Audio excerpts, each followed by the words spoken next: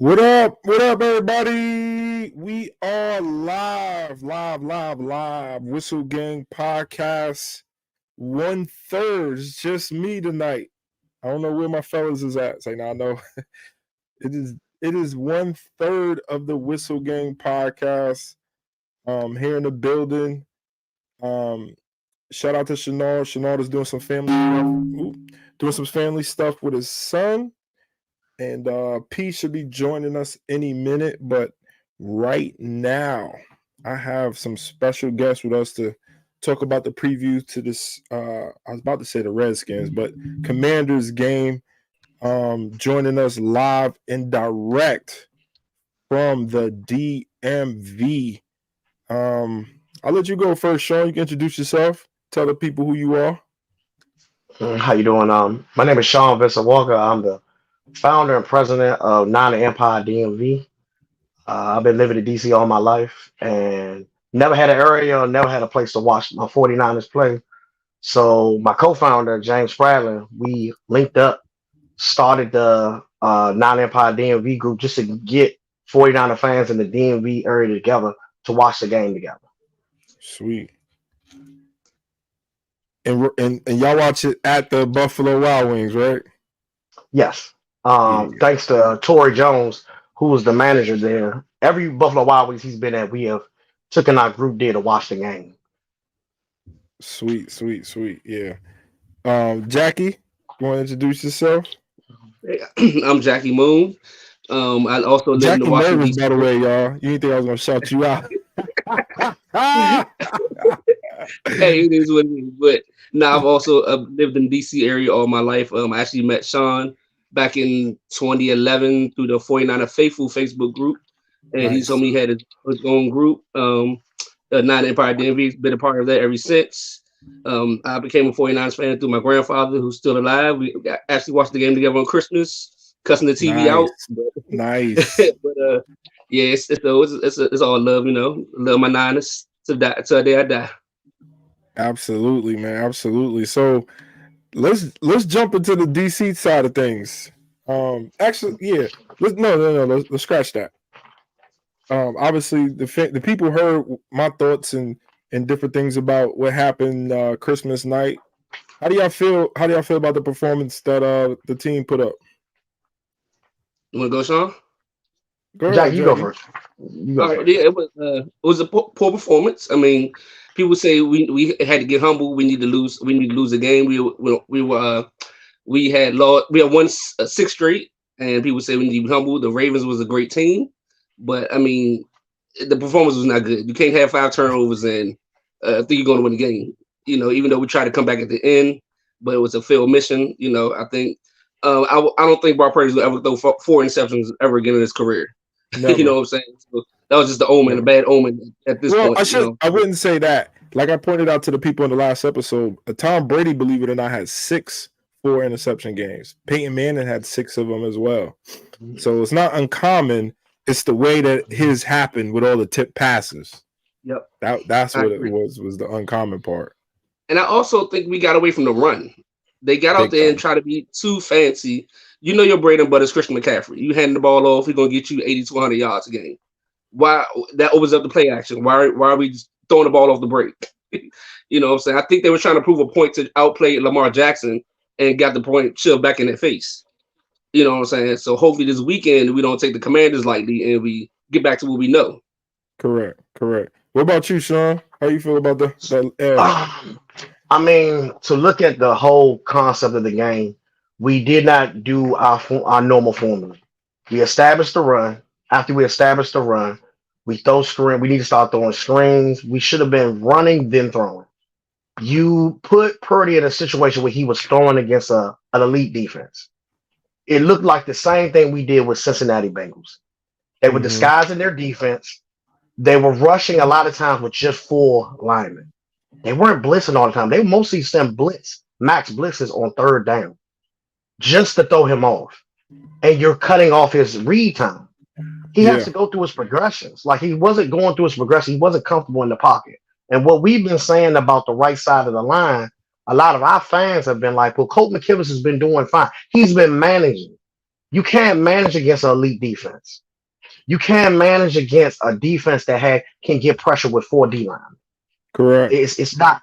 It's highly impossible. And we did not put any type of adjustment to getting the ball to Ayuk early, getting the ball to Debo more. We threw to Kittle because what any quarterback's failsafe is a tight end. Tight end. So I mean, we basically played it to their hand. And on defense, we did not spy and contain at the same time. We sent ID in straight at him. And times when we got close, Lamar's a playmaker. He's going to step up in the pocket and roll out. Correct. So with no spy and they're in coverage, he's going to get 8, 10, 15, 20 yards a pop. So he extended third downs and second downs because he's a mobile quarterback, which we were struggling against mobile quarterback for a while. Remember 2019, we struggled against them being mobile. So I mean, it was an eye opener. I think a lot of fans need to understand that just because you win the NFC West, just because you got a good record, these are the teams we need to learn from and either beat or we lose. What did we learn from it? How do we grow from it? And how can we prepare to see them again? Because the next time we see the Ravens, we'll be in the Super Bowl. That's the only way we're gonna see them again. That's it. That's the only way we're gonna see them again. With that being said, though, right back to you, Sean. Like, how do you envision this game playing out? Like, how do we bounce back to get back to Brock being Brock, 49ers being 49ers, back to the 6-game winning streak ways? Establish the run. Establish the run. I've been saying all year we should use all our running backs. Jordan Mason, we never do. And McCaffrey does not come off the field. But I think Elijah Mitchell stay healthy. That's my question with the whole running back situation. Elijah Mitchell, but you still have Jordan Mason though. But you still have Jordan Mason, who's a hard runner. So the thing is, I get it. We want Kitchen McCaffrey. We want Kitchen McCaffrey on there, out there all the time. But there's nothing wrong with switching up the pace. When we want them hard yardage, put Jordan Mason in there. Like, I mean, every time he's touched the ball, he's averaged almost 5.9 yards a carry. What are we doing? Like, and defenses know when Christian McCaffrey's in there on third down, either he's not being split out, he's getting the ball handed on, or he's running a flat. They know. like we can't keep trying to outsmart people. Like, we are becoming sometimes a predictable team. Like, oh yeah, they about to go to Christian McCaffrey. You got fans that we watching the game with us. We can predict. Yeah, they about to throw the Debo right there. Oh yeah, he about to be up in the middle because we're so predictable, and we got to get out of it. Like, Ravens really, their linebackers were good, and their linebackers are really good. I mean, they was reading before we could even get anything going. Like, Roquan, that boy bad. That's a bad man. And Fred Warner, my man, but I'm like, Roquan Smith is not nobody to be played with. And I'm like, and he was getting textbook tackles. So I mean, we just got to get back to our running game. Run the ball, play action, throw some screens in there, get the ball to our playmakers in space. We are the highest team in yards after catch. We got to get them in space. And the Commanders doesn't have a great pass rush. So we're going to have time. Linebackers are suspect. Corners, definitely suspect. We can pick on them all day. They got a rookie cornerback right now. I'll be like, just go at him the whole game. That's right there. We're going to keep going at them until they break it. Until they stop or put a safety over top, keep going there. What about you, Jackie? How do we bounce back? I did everything Sean just eloquently spoke well about. Establish the run, get that play action going, open it up for Kittle and Debo, get some screens going. Like he said, piggyback on what he said. We got the yak yards. So I mean, once you get the ball in their hands, they can do what they want. So definitely, you got to calm Purdy down too, because I think he was in his head on Monday. You know, because I don't think he's ever had a game like that.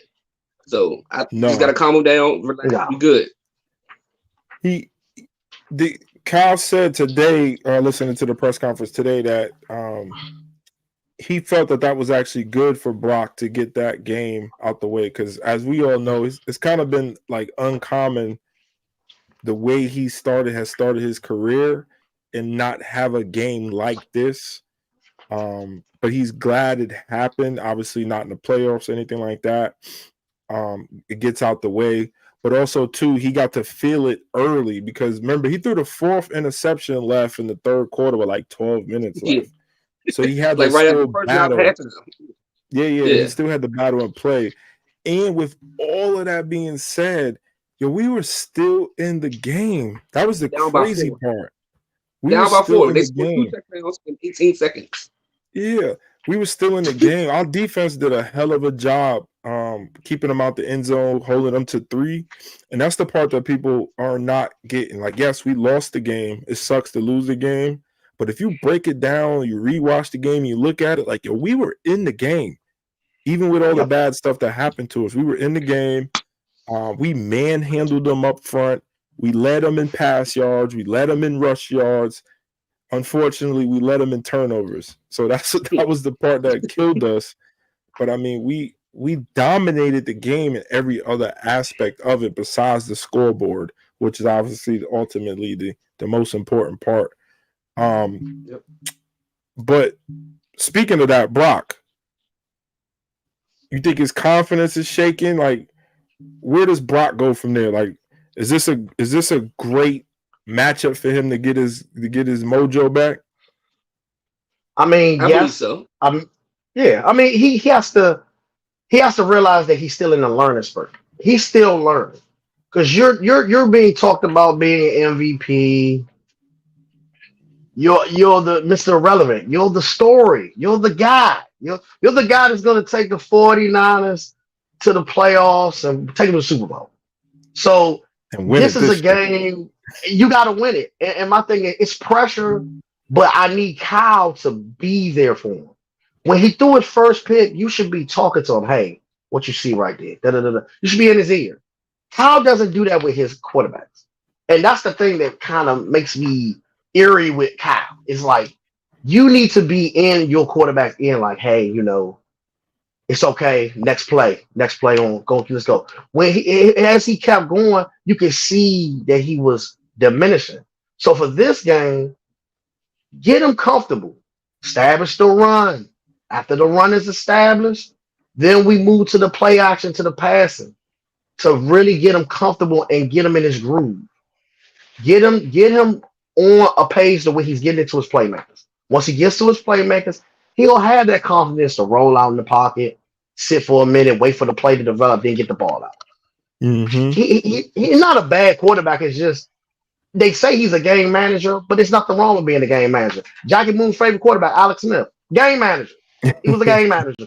Hold up. Don't tell me that's your favorite quarterback, Jack. All the quarterbacks we don't have. It's Alex He loved Smith. him. My favorite quarterback, but I did like him when I was got clown for. Oh my god! He signed my jersey, so I got a jersey in my house right now that's signed by him. So he became one of my favorite quarterbacks. Yeah. Bro, I wanted to take him out back and shoot him half the time until Harbaugh got there. Yeah, Harbaugh did make him look good. Yeah, Harbaugh made him look good. We got P is finally joining us. P is in the building. You there, P? It look like you frozen. You there?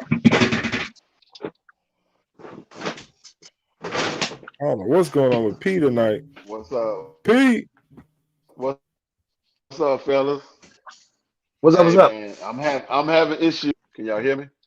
We can hear you. We can hear you. Stuck like duck. There you go. Oh man. Just to show y'all my Alex Smith jersey, I'm gonna come signed back. jersey. I'm having issues with my internet. You gotta pay that bill, bro. Oh yeah. Can y'all hear me? Can y'all hear me? Yeah, we can. Yeah. I'm frozen. Yeah. Yeah, you going. So so Brock, you think Brock, this is the bounce back, perfect game for Brock, come across country, get away from home, and bounce back against the Commanders. One of the things we spoke about on the last episode was like the crowds in the East Coast. Now, Jackie, I know you travel to a lot of games. I'm not sure about you, Sean. Like, how do y'all feel about the 49ers like being on the road? To me, I like it better. I'm a me against the world type of dude. and traveling and watching this team for the past couple of years, it seems like they play better on the road, especially on the East Coast. There's something about the vibe that we as fans give them. It seems like we invade and take over these stadiums, and they feel it and eat off of that. Like, what you think about that? Jackie, you can go with that one. I love it because, like I said, we get to see each other that we don't see normally over the course of a year. I get to see you 2 or 3 times a year, you know what I'm saying? Because we both travel to games and stuff. You know, I think the 49ers do feed off that. They see all half of the stadium red, 50% of these stadiums we go to red, and they like, oh, I got here to support us. You know, let's try to come out with a win. Let's try to, you know, because we try to spend money like for this stuff. Right. So I think they feed, like you said, they feed off our energy, and they because I just saw somewhere they said like 50% of the stadium on Sunday is going to be Niners. Well, I mean that's a given because nobody actually goes to Commanders games anyway. But you know what I'm saying? So it's going to be way more than that. It's going to be 75% because hell yeah. I mean, there are a lot of fans on the East Coast that are 49er fans. There are way more fans of what people think. So when you put that in the mix, and the fact that you're going to a stadium where majority of everybody was giving their tickets away under $100, we can pack it out. Like, I mean, Commanders, when 2019, we literally it was in the rain game. It was more 49er fans in there than Commanders fans. And I was Washington out there. And my thing is, everywhere you go on the East Coast, whether it be New Orleans, Jacksonville, anywhere, Philadelphia, we pack the house because we travel well. We're on that level of Pittsburgh fans. Pittsburgh fans travel very well. Everywhere they go. We packed it all. And Cowboys fans too. Yep. But that's because a lot of them just live in those cities. Yeah. So I mean, it's gonna basically change the whole concept of that game because the Commanders, they're a rebuilding team. You're starting Jacoby Brissett. What are you gonna get with Jacoby Brissett? I mean, he's literally don't get into Jacoby yet. We're gonna get into Jacoby a little bit. We'll get it. Hey, first, can I ask you a question? Can I reverse the question? So, what is your favorite game that you've been to on the road? Man, I would probably say, damn, it's 2 of them. 2 years ago when we beat Dallas in the playoffs with Jimmy G, I had that place rocking in Jerry's World. I'm dancing on the seats. It was a vibe in there. I was going nuts in there. And then 2-3 weeks ago when we beat Philly, for me it was very, very, very personal. For everybody who knows, who watched the podcast and know me, Philly was very personal because I went to the NFC Championship game last year, and obviously I spent a lot of money on the tickets, and it was over in 9 plays. But also before that, I mean, I had to put hands on 2 people out there before going into the stadium, and all the stuff that happened prior to going into the stadium, and then for us to lose like the way we did. It was very personal this year. So I'm not sure if you know the story, but like I banned in my house, my chapter, it was like nothing green. We ain't no Meek Mill for like the month. No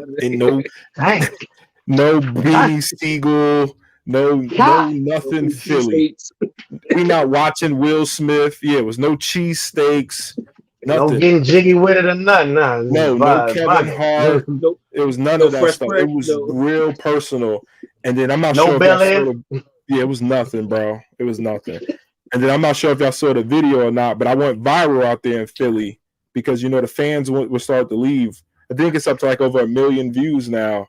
But the fans were starting to leave, and I made a video of them leaving at the end of the 3rd quarter. And then this one fan did something crazy towards the end towards me, and that made the video go super viral. So it's like 500,000 views on Twitter and like 500,000 views on TikTok, and people was taking my video, not giving me credit. I'm like, yo, give me my credit on my video. So I would say probably Philly though. Philly 2-3 weeks ago, however long it's been. It was much needed. It was very personal, and the whole 9. So yeah. But speaking of cities and stuff like that, Chase Young, homegrown talent, DeMatha. My son go to DeMatha, by the way. Mm-hmm. What are we expecting? He's coming home. He's coming home to the DMV area. Whole family. I'm sure he's gonna have 30, 40, 50 people in the stands. You think he's gonna give us at least one sack, or is he gonna go nuts? Like, I'm expecting three sacks. 3 sacks. 3 sacks. Yeah. He's gonna make it. He's gonna make his impression. He's only recorded, I think, 1 sack since he's been with us. I think. Yeah. I'm not sure on the fact, but so I gave him a sack last week for the safety, I think, and I think he got another one. So I think he's like I think he's at like 2.5. Okay, if he's at 2.5, because he had 7.5 sacks for the total year. He has 15 tackles for loss and 7 assists.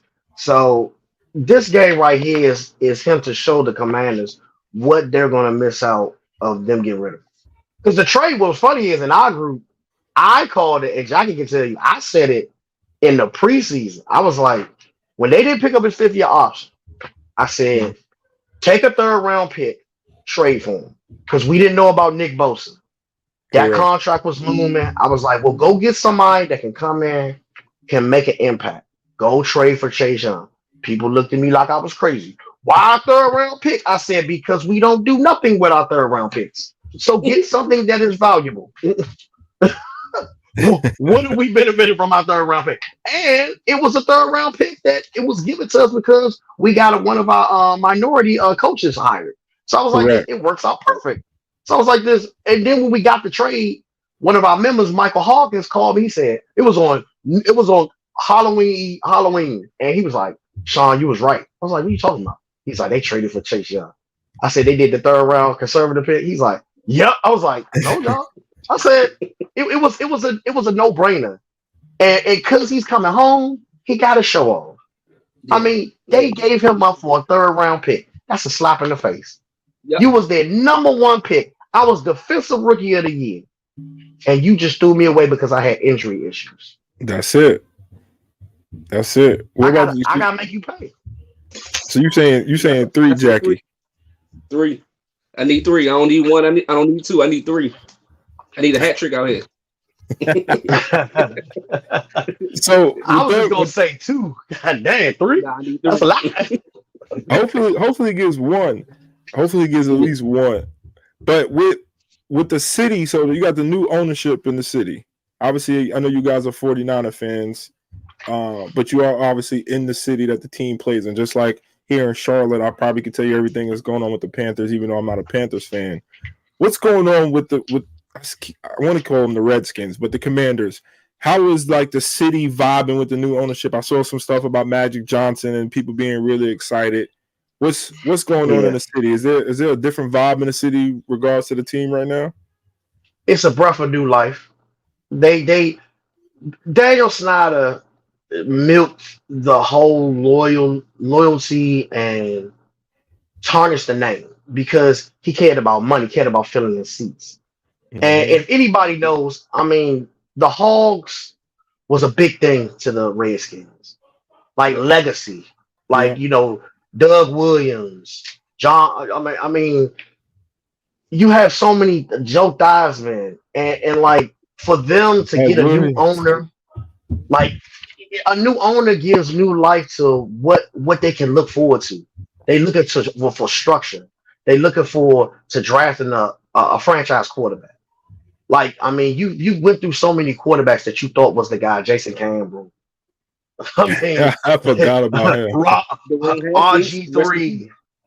Dwayne Haskins. Like, I mean, Dwayne Haskins. Like, and my thing is, you keep missing with the RG3. Man, you don't understand. In the city when RG3 came here, it was off the chain. You couldn't tell no Redskin fan they weren't winning the Super Bowl. They was like, we got RG3, we can win the Super Bowl. It's Super Bowl bus. Super Bowl bus. Whenever they get a new player, it's like when a kid get a shiny new toy. That's a Redskin fan. Oh man, we got Deion Sanders, man. We got it. We going to Super Bowl. He's 40 at the time when they got him too. we got Adam Archuleta. We going to Super Bowl. I be like, another 40-year-old. I was like, bro, come on. And now with the ownership and how they do redoing, they're working on remodeling the stadium, trying to That find out if they stadium. can build a new stadium. Not to cut you off, but that's got to be like one of the worst stadiums I've been to. All the stadiums I go to. It's 30 years old, It bro. is. Almost 30 It years old. is. It's the worst stadium. It's the worst stadium. Yeah. I mean, it's not when you sit in club level in other stadiums, you look at FedEx and be like this. I could have sat home and watched this damn game for all this shit. Like I sat in dream seats in the game on Monday night. It was Colin Kaepernick. He was our quarterback. When we had the tailgate, it was cold as hell. So for dream seats are on like right there front row. So me and my fiance was sitting there. You get free food, free drinks. They come up. Okay, so you get free hot chocolate and cold ass hot dogs. I was like this. That's it. That's all I'm getting. That's it. And then that's all you get with dream seats. I went to the Jet Stadium, sat front row. I felt like a kick out this motherfucker. I was like, shit is trash. They gave some the prize, right? At least, like for real, like they come up to you, hey, how you doing? I'm gonna be your waiter. I'm like, damn, man, it's all right. FedEx Field gotta step up. Like, I mean, and that's the thing is like, what are you getting when you go to FedEx Field? It's got to be like an experience. Ain't no experience going to. I had more experience going to Baltimore Ravens Stadium sitting in club seats because the crab cakes was delicious. I'm telling you, man. It's great. It was awesome. Crab cakes was awesome. Aren't they trying to move the team now back to the Virginia side or something? Get a new stadium built? They try, but it's the Virginia people are fighting it because they don't want the traffic. Because you gotta remember, back in the 90s, they were trying to build Disney World there, another Disney World, and they blocked that. So the only place we thought that they was probably trying to move it to was the old Redskin Stadium, which is RK. They would have to knock it down and build it up. Because I don't care what nobody say. If you ever went to RK and watched the game there, when that stadium was rocking, jumping, you can literally on some of them bottom rows close to the field, when they was like really into the game and jumping, the stadium moved. It was a different experience. But the turf there, they said, was like concrete though, right? Yeah. So they would have to literally knock it down and rebuild it. But they want to build. Everybody's idea of building a new stadium now is like the Los Angeles Rams and LA Chargers. They want to build a stadium where it's not just a football stadium, it's also shops. It's got this. You could go shopping, you could go eat. It's what the M&T Bank Stadium is going to be. Their new remodel is going to be like an experience. You're going to have a club. You're going to have places to eat at. You're going to have places to shop at. You can go there during all times of the year. And that's what they want. But we don't have the space in DC right now. Or big Sound City. Yeah. But even still, Landover has nothing around it. FedEx Field has nothing around it. There's literally nothing, no store, nothing like in the vicinity of most of these stadiums that they don't have anything around it. So you either go to a tailgate or you eat before you come. You know what I'm saying? Because there's literally nothing around the field. And you got to do a long walk hike. It's a hike from the metro to get to the stadium too. So correct. Like a 2-mile walk from the metro. Oh, just to piggyback on the ownership thing, Magic Johnson is part ownership of the Commanders. Now if anybody knows who Magic Johnson is, he's not used to losing.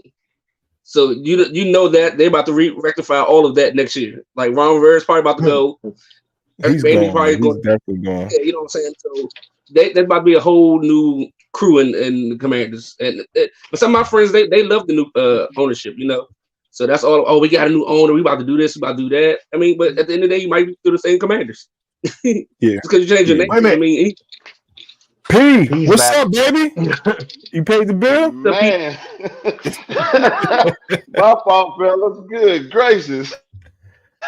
Hey, I dropped my phone the other day. I had to get a new screen. I don't know if that's messing with my phone is acting crazy, but I had to start it over a couple of times. My bad. I'm gonna just follow y'all lead. Y'all keep going. My bad. So we about to take it. We about to take it to the field. Welcome both of y'all though. Anyway, go ahead. We're gonna take it to the field on the Commanders. A lot of talent on the offensive side of the ball. I always said that.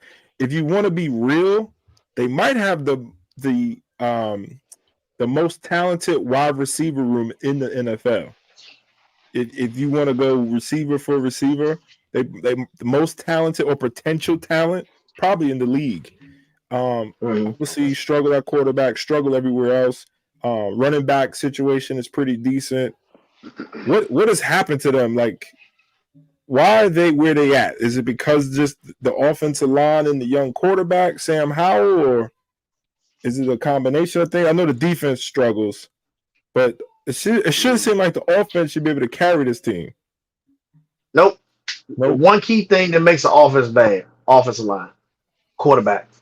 If your offense, the Redskins, the Commanders, whatever you want to call them, they're known for their backbone being their offensive line. Mm-hmm. So from Russ Grimm and all of them, you have not built that offensive line up. So you're going to constantly struggle establishing the offense. And then you have a quarterback in Sam Howell who is not a situational quarterback. When he should throw the ball away, he takes a sack. When he should check down, he's throwing between two defenders and throwing a pick. He's not a situational quarterback, but who can he learn from? What veteran quarterback is on that roster but Jacoby Brissett, which is a journeyman? So who can he learn from? You got Eric Bieniemy, who's a great offensive coordinator, which we are learning that the Chiefs are suffering because he's not there. Quiet as kept. So he doesn't have the line to do what he was doing with the Chiefs or the quarterback. So you pretty much handcuffed. So you trying to take spam and make it into filet mignon every week. Every week it's like an anomaly. Like, okay, Sam, I want you to look at this. But if you don't see nothing, throw the ball away. He looks at this. I'm going to take a sack. And you have games where he is doing good and he's just like, he just goes blank. So until they get like a line and Sam Howell can get a little bit more experience, they gonna struggle. Yeah. I ain't gonna lie. It's gonna be tough. I don't see them doing. They're gonna do well. They're gonna do well a little bit against us. They might establish the run, but when it comes to throwing, we should average at least 3 sacks or 4 sacks this game and at least 3 picks. Easy. All right, so Jacoby's gonna start this game, not Sam Howell. Does that change anything? Only thing that changes is, okay, so Jacoby, journeyman, what he got? 224 yards for the year, 3 touchdowns. His rating is 146.8 in 2 games. Jacoby's issue is going to be he got to get chemistry with the receivers. And he's a mobile quarterback, which is good, but not that mobile. But no, he's not that mobile. I wouldn't even call him mobile. I just call him agile. He's agile. Yeah, he'll just step up and get away from the pocket, but not mobile. Yeah, I don't think it's going to be a struggle because it's chemistry. Like literally, like this is first thought. Like you don't know. Yeah. You got to get chemistry top with defense. Exactly. Like we should be eating on the D line. Yeah. Their O line is bad. What do you think, Jackie? Hey, I like piggyback on what Sean said, man. Like Jacoby Brissett, he brings a little bit something to the table. I mean, he's a veteran, you know what I'm saying? So he's gonna do the most to try to get this W. But I know my boys, we're gonna handle it. You know what I'm saying? I'd rather Sam Howell would have played, but they got Jacoby Brissett in, so we got to run with the punches and get him out of there. You know what I'm saying?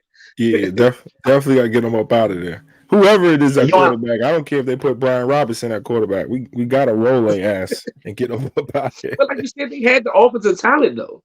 The offensive talent they got talent on the offense. Jahan Dotson. You can have all the talent. Curtis Samuels. You can have all the talent. You can have all the talent in the world, but if you ain't got an O-line, it's a waste of time. Because you don't have time to establish nothing.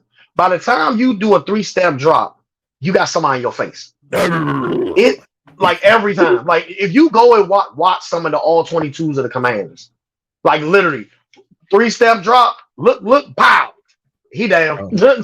Or he's getting duress to the point where he's throwing under pressure, he throws a pick. Or he throws it in the ground. It's rough. It's rough in the Commander's land.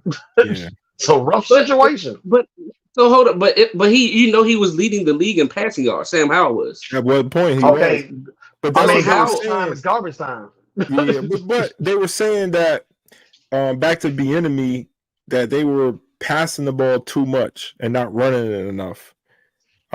Which I don't know. I haven't watched every Commander game. Really don't care as long as we blow their ass out. Yeah. But Some of the games you matchups. see. What matchups are you looking forward to? Some matchups that 49ers should be able to take advantage of. O-line versus D-line. Yeah, definitely the D-line. We got four dogs on the line. Everybody should get a sack. I mean, if their offensive line is that bad, everybody should be getting a sack. Not just that. We shouldn't have to blitz that one linebacker. We should be able to get pressure with our 4 D line. Just pin their head back and go. Yeah, so one of the things Shenard, one of the hosts of the show, is not here today, the coach.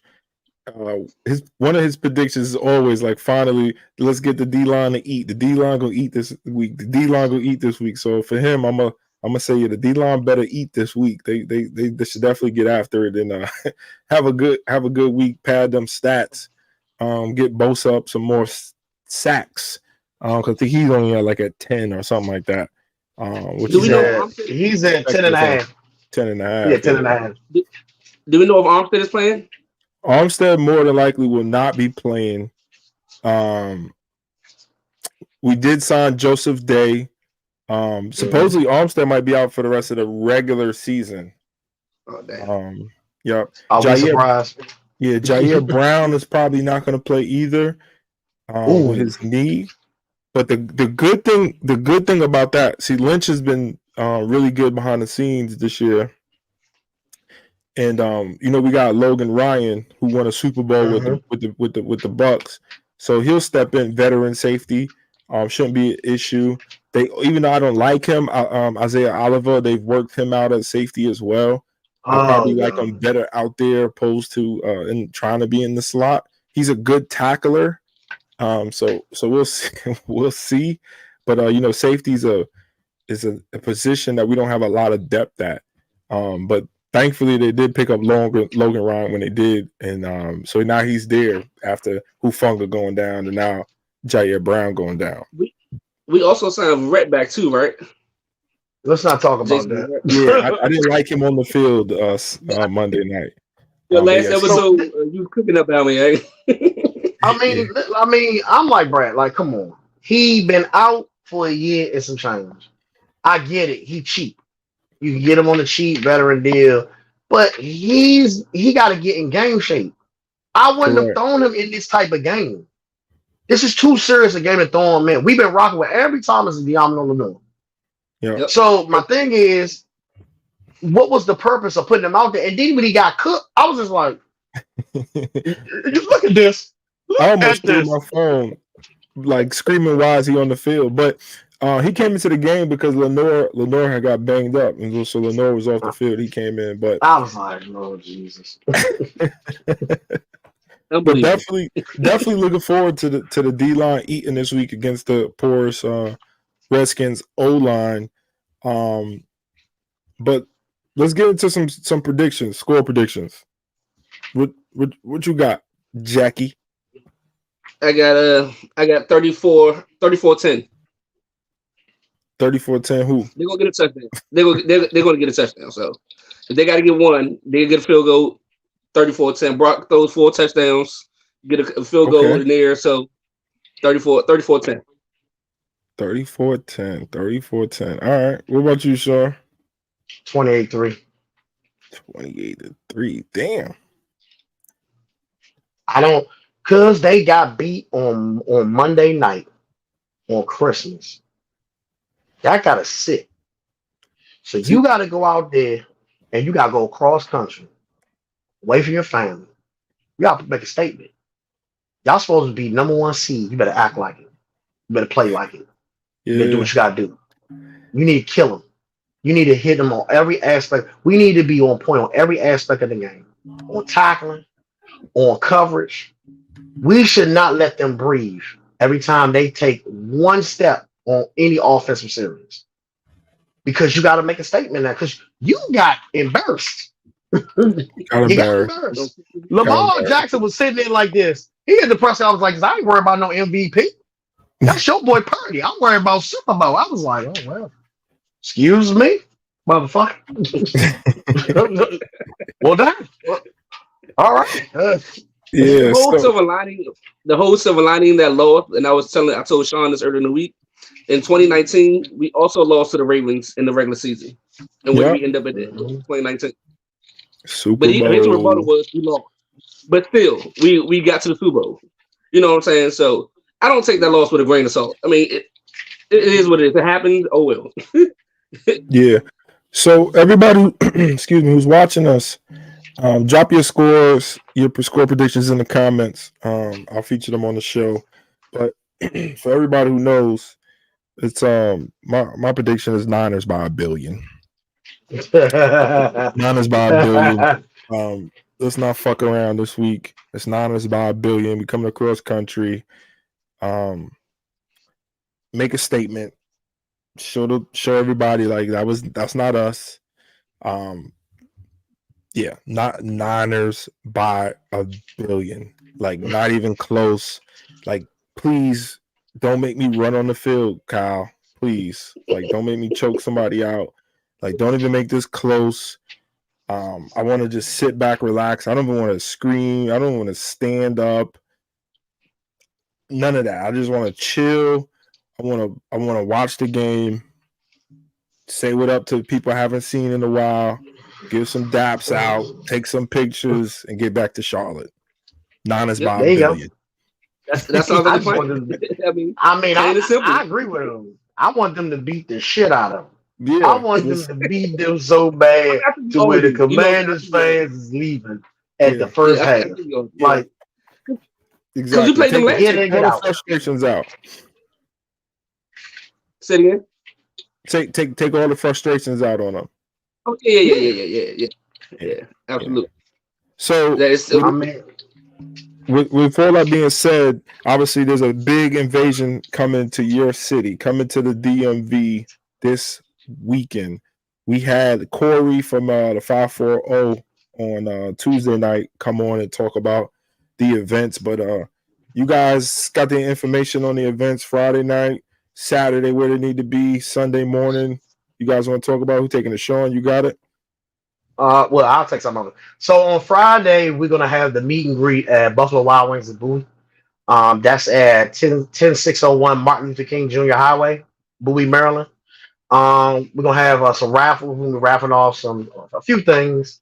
We got great food, good service. Just for everybody to come in town, get to know Non-Empire DMV. Because I know he was on. I looked at the last podcast and he was like DC Non-Empire. I was like, nah, that's the other chapter. We are Non-Empire DMV chapter. So, but other than that, that's what's going on Friday. Then Saturday morning from 11 to 3, we have another party at Tom's Wash Bar Navy Yard. That's over there on 1250 Half Street Southeast. It's right there by the Nationals Stadium. It's good food, big place. They're going to be having a few raffles there, have a DJ and everything. Good place to turn up before we go to the meetup at Harbor, so we can do the gold jacket picture. That's at 4:00. And then DC Niner Empire is having a party at Town Tavern, which is a 49er bar in Adams Morgan. And it's $20 the entry. So now, is it $20 to enter, or is it $20 just if you want the open bar stuff? I had to check again because I was gonna send it out to some of my members because a lot of people was asking about it because it was kind of misleading. We didn't know if it was $20 to get in or $20 for the open bar, but the only thing like I tell everybody is get there early because parking is a little. They changed Adams Morgan around, so where a lot of parking that was on the outside is now all seating areas from the pandemic. So they still got that up. They still got that up. I mean, I was there during the pandemic. I watched us beat the Rams there. I don't remember what it was. It was to get into the playoffs the year of COVID when we had to win the week 18-17 game. I was there to watch 2021. Correct. So what was your experience with Town Tavern? What was It your was experience straight. with it? I mean, it was like I said, it was during COVID, so we all had on masks and whatever. A lot of us people had on masks, but it was straight. I had a good time. I had a good time with you guys too. I came to the Buffalo Wild Wings Mhm. there. I think last season for a game. It was last season. Yeah, Yeah, I yeah. be getting around, man. I try to spread my love to everybody. Watch a As a game matter Oh of at fact, yeah. different hey, Ferg, times. the game you came to was Brock Purdy when Jimmy G got injured, that Miami game, and Brock Purdy, that was his first game. The game So he I came to don't watch with remember what us. game it was, but there you go. Yep. See, Just a fun fact. You started the whole legacy of Brock Purdy coming to watch the game with Yep. Niner Empire DMV. that's Yep. Oh what's my Just up. a fun God, fact for our through. that is good. But But other than that, on Saturday, that's about it. And then then you Sunday, you got your tailgate, lot D, RV lot. They're gonna have some food. It's $20 for a ticket for the food. While supplies last, just bring your own bottle. Uh, Even if you park on lot E, that's where most of our members are parking at. You can still walk right over, so it's not that bad. They're gonna be doing that, and then after the game, you got the New Year's Eve 49er takeover party at Tom's Watch Bar in Navy Yard. So you got that's ample stuff to do. And everywhere you're at, you can get someplace. Because like where Navy Yard's at, if you want to go see the city, you're 5 minutes mm-hmm. away from downtown. Yeah. So you can go, and then you're right on Southeast by Navy Yard. So you could go to the Spy Museum in LaFont Plaza. It's plenty of stuff to do. You can also go over to Virginia. You're 10 minutes away from Virginia. So you can go into Virginia. It's so many things you can do from the locations that we're at. So I just want to point out one thing. I just want to point out one thing. If you're not driving, everything we're doing is metro accessible. Literally, Tom's Watch Bar is next door to a metro station, which is Navy Yard metro station. You literally can walk up the station and you're at Tom's Bar. So if you don't want to Sweet. drive, people want to drink and whatever, you can just hop on the metro. Metro costs maybe like $2-3, or you can yep. Uber. Whichever one's satisfied. But everything we're doing is metro accessible, so people can get to the events without driving. Okay. I'm from New York. You can't hop the turnstile. Oh, I do it every day. Hey man, look, that's Metro Man right there. Metro Man right there. I'm hopping the turnstile. He got the inside scoop on that. He like, Yeah. look, Transit police gonna have to catch me. Exactly. Just getting real. I ain't paying for this. And they might just look at you. They might be like, you know what, just let him slide. It ain't worth it. There's too much paperwork to write. He's a Niner fan, See, so let him I don't want go. to put that out to. I don't want to put that out to your viewing, people. But since you brought it up, you know what I'm saying. We might as well So say this is the Nine Empire DMV Whistle Gang podcast takeover. Because I mean, I was like, no, correct. I thought we was gonna be on with a whole bunch of people. I was like, all right, I got my notes. I got everything Yeah, ready. these I'm ready. boys. Shinar has family stuff. P, you see, he has his issues. And then our lady, I would say first lady of the Whistle Gang podcast, Kristen, she's out in California in the Bay right now with her family. So it's just everybody's doing them. It's the end of the year, and I'm just trying to keep this thing going. But us being the official podcast of the Nana Empire, we just want to get everybody's perspective, especially if the host city is available and there's a game. We definitely want to have, i.e., you, Sean, the president of that host city, come on. One, tell us about the team that's in the city, but then also two, let us know about the events that's going on in the city and stuff like that, so that people can know. And that's what one of the things. Obviously, it's the end of the season, but as we move forward and going into next year and stuff like that, you'll start to see a lot more. Like we had 305 on the show. We have Memphis, not an Empire, on the show. We've had 408 on the show. Joe himself has been on the show. So we just trying to have everybody come on the show, talk some football, and then obviously we'll keep rotating people and bringing people back on and stuff like that. So that's what we're just trying to do: build a community that it's not just about us, but it's for everybody to talk 49er football. That's it. Whenever you need, every time you need me to come on, just let me know because I'm always available. So I work overnight, so anytime I'm available from anytime, just let me know. Sweet. Seems like y'all got some people in the comments shouting out the DMV. So with all that being said, the Whistle Gang podcast, 2 of the 3, me and P, will be in the DMV this weekend. Looking forward to I will have man.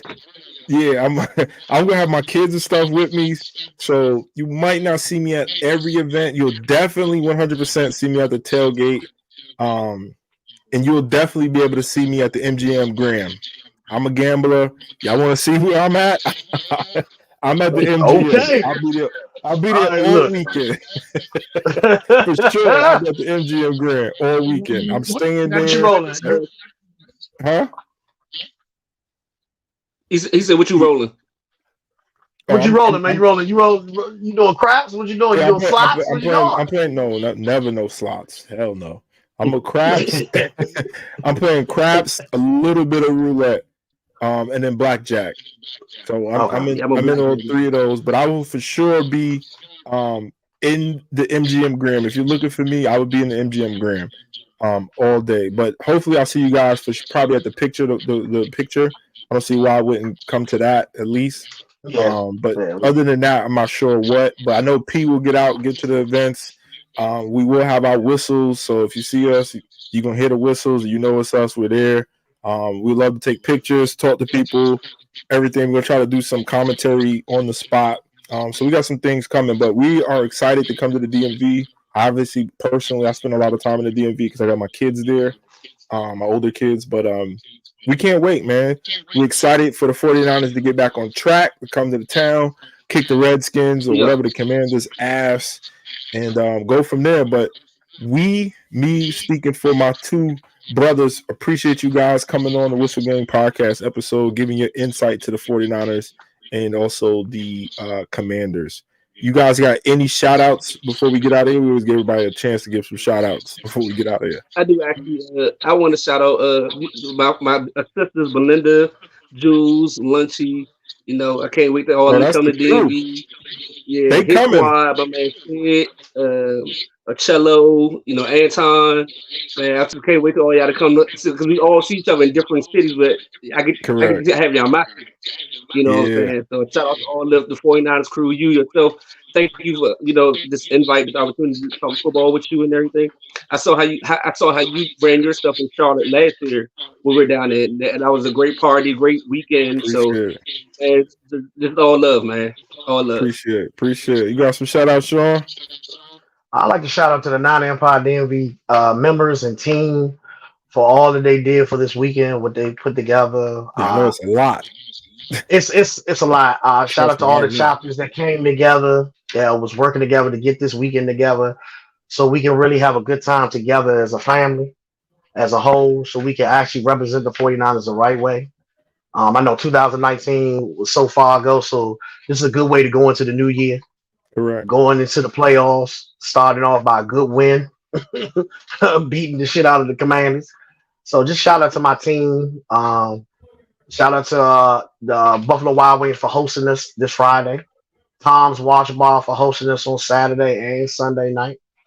And just I want everybody to come out and have a good time. Just relax, chill. If you can bring your kids out, bring your kids out. It's a family affair. You ain't got to worry about Commanders fans. They're not gonna be seen. They're a little embarrassed right now. So it's gonna be all red in the city. There ain't gonna be too many Commanders fans walking around. Say no more.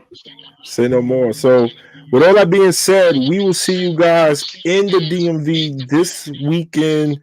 Other than that, tune in Monday night for the recap episode of the 49ers and Redskins.